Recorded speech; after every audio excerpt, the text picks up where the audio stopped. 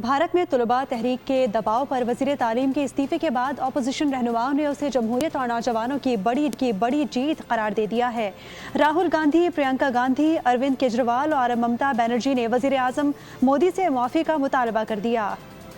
بھارت میں طلبہ اور نوجوانوں کی تحریک کامیاب، طلبہ کی تاریخی جدوجہد سے مودی ڈھیر۔ بھارت میں طلبہ اور نوجوان طبقے کی مسلسل اور پرجوش تحریک نے مودی حکومت کے ایوانوں کو ہلا کر رکھ دیا۔ وزیر تعلیم دھرمیندر پردھان کے استعفے کے بعد لوک سبھا میں اپوزیشن لیڈر راہل گاندھی نے اسے ملک کے نوجوانوں کی عظیم الشان کامیابی قرار دیا۔ راہل گاندھی نے طلبہ کو مبارکباد دیتے ہوئے کہا کہ اب نریندر مودی کو اقتدار سے الگ کرنے کا وقت آ گیا۔